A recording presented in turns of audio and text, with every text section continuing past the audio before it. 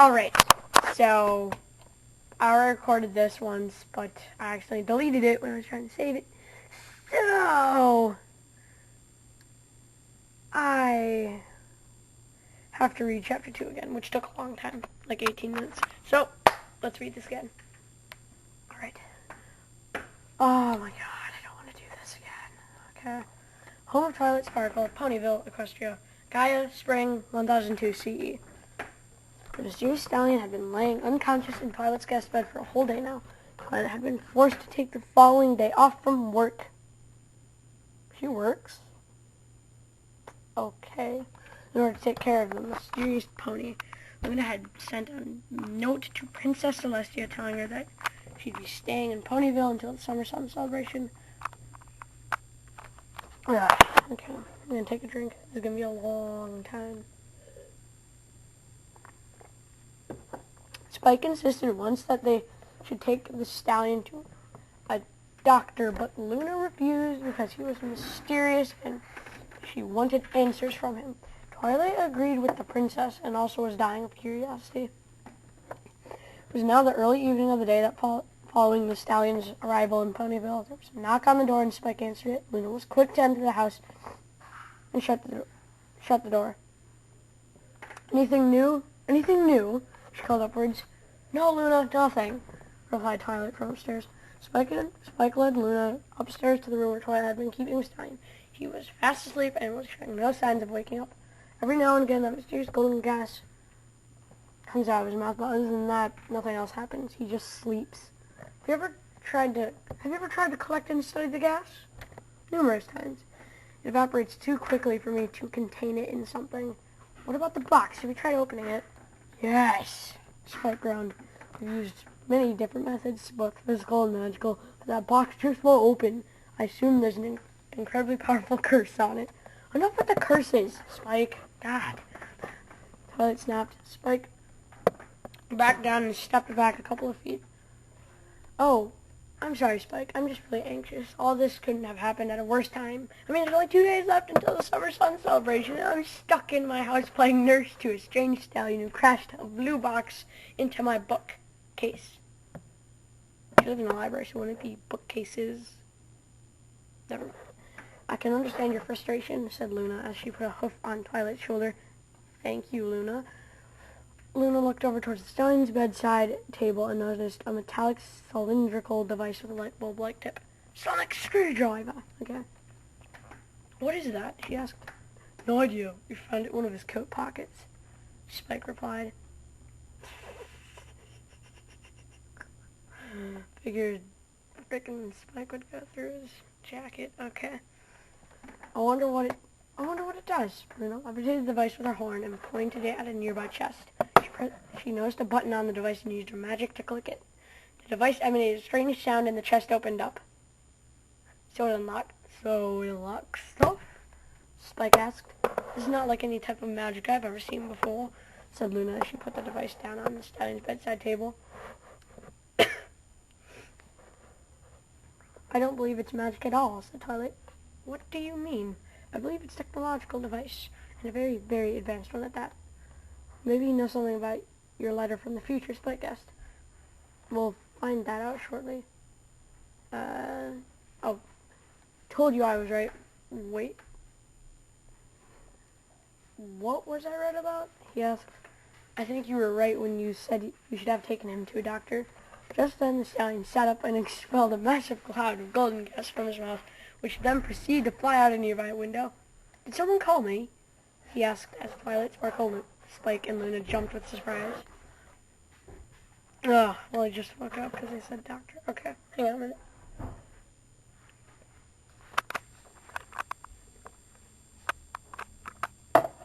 Here's the fun part. Carriage Road, outskirts of Ponyville, Equestria, Gaia, Spring, 1002 CE. The air was calm and still as North Pony named Oak Ridges walked down the deserted path. He could just make out the outlines of the buildings of Ponyville off in the distance. His orange coat and dark black hair made him stick out of the empty green scenery like a dragon in a chicken coop. He was He was busy tugging a wagon full of bottles of his special cow milk. He visited Ponyville once a month to restock the milk inventory of the town. You could tell that summer was definitely on the way, for the sun cast its heat down on him without any type of mercy. A Town Called Mercy. I watched that yesterday, Saturday. It was a good episode. He groaned as he stumped his front right hoof on the tip of a jagged rock. Ugh! He complained, "Stupid pants! Those Ponyville folk really need to make this a more comfortable road." He shook his head and he wiped the sweat from his forehead. After a long breath, he continued his trek down the long path. He began to complain about the path again when he noticed something strange. Something on the side of the road caught Oak Ridge's eye, and he stopped to examine it. It was a patch of air that looked and acted like the surface of a pond. The air rippled and folded across itself as if it were alive. Oak put his hoof up to the patch and felt something that resembled that of liquid rubber. The rippling air then unzipped like a jacket, and a hole full of blinding light appeared. Oak covered his eyes as a strange creature crawled out from the hole. Once the creature had fully squeezed its way through the hole, the air patch disappeared with the hole. The creature that stood before Oak was something he had never seen before. It was a strange metallic being with a dome-like top, an eye that extended like a telescope, several metallic circles on its body, and a suction cup and strange rod resembling a stretched egg beater sticking out from its front chest. Oh, I know what this is.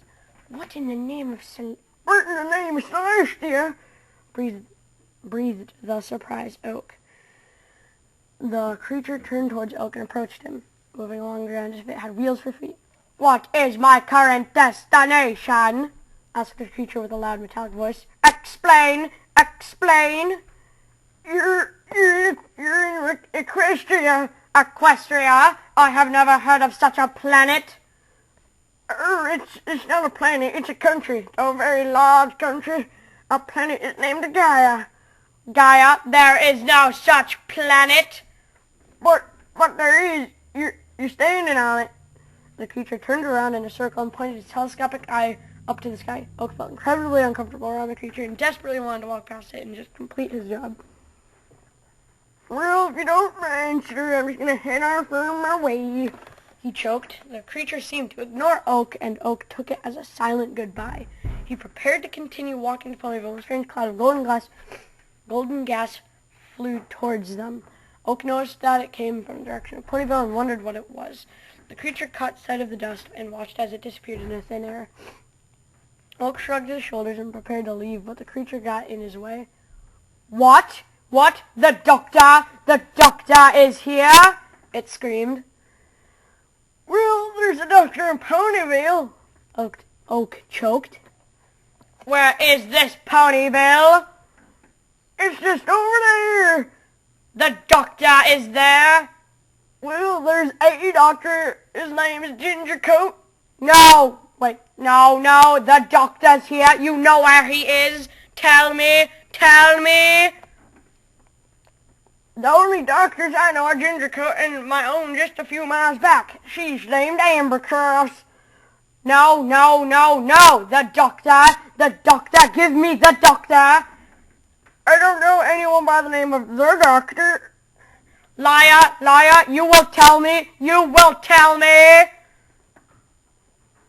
"I don't know who or what you're looking for, and if you don't mind, I'll just be on my way." God, that old man's awesome. Oak turned away from the creature and began to walk away away from the creature, and it began to walk away when it aimed the metal rod on its chest at him. Before Oak could react, a beam of green light, or blue, depending on when this takes place in the Doctor Who timeline, shot out of the rod and hit Oak. He screamed in agony and then dropped to the ground dead. The creature turned away from Oak's body and looked at the outline of Ponyville in the distance. Exterminate! Cried the creature as it started rolling its way towards the unsuspecting town. Okay, I'm going to take a drink. My throat's really dry.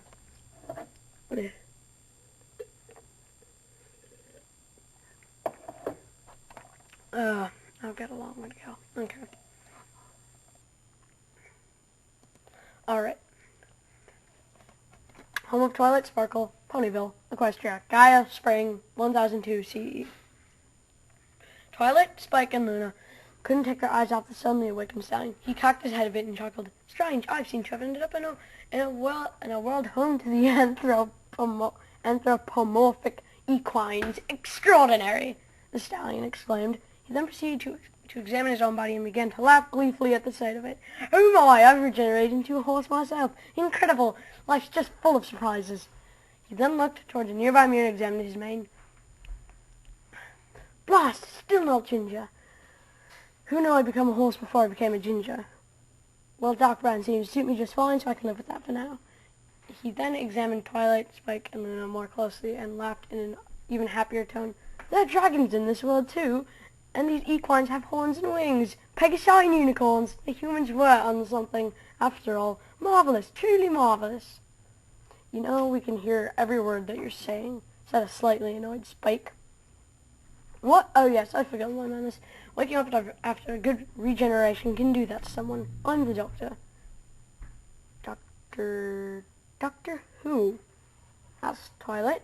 Doctor nothing. I'm just the doctor. Okay, well, my name is Twilight Sparkle, and this is my assistant and close friend Spike, and this is the co-ruler of our land, Princess Luna. It is a pleasure to meet you, Doctor. It is a pleasure to meet you, Doctor, said Luna.